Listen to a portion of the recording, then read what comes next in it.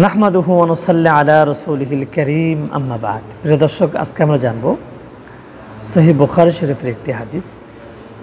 হাদিসটি বর্ণনা করেছেন আম্মাজান হযরত আয়েশা সিদ্দিকা রাদিয়াল্লাহু তাআলা আনহা। তিনি বলেন, কঙ্কর নিক্ষেপ করার পর, অর্থাৎ যারা হজ করতে যাবেন তাদের জন্য এই হাদিসটি। প্রিয় দর্শক, সামনেই হজ আসছে।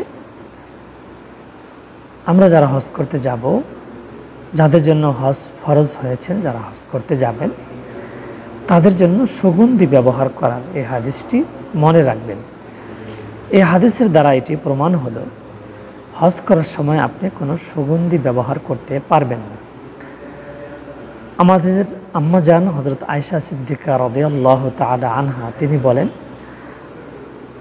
আমরা যখন কঙ্কর নিক্ষেপ শেষ করলাম, হজের সময় যখন কঙ্কর নিক্ষেপ করা শেষ হলো, আমি তখন নিজ হাতে বিশ্বনবী জনাবে মুহাম্মদ রাসূলুল্লাহ সাল্লাল্লাহু আলাইহি ওয়াসাল্লামকে সুগন্ধি তার হাতে আমি লাগিয়ে দিয়েছি।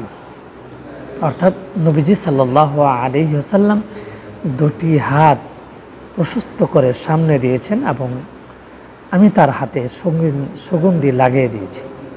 প্রিয় দর্শক, এই হাদিসের দ্বারা আমরা জানতে পারলাম হজ চলাকালীন সুগন্ধি ব্যবহার করা যায় না।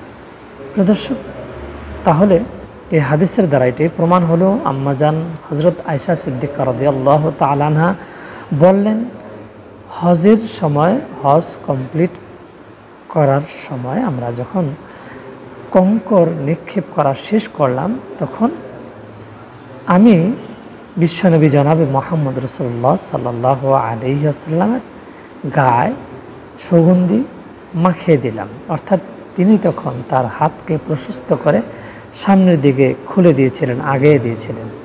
প্রিয় দর্শক, এর দ্বারা আমরা বুঝতে পারলাম হজের সময় কোনো সুগন্ধি লাগানো যাবে না। হজ শেষ হলে আপনি সুগন্ধি ব্যবহার করতে পারবেন। আল্লাহ তাআলা আপনাকে আমাকে হজ করার তৌফিক দান করুন, আমিন। ওয়া মা তৌফিকি ইল্লা বিল্লাহ।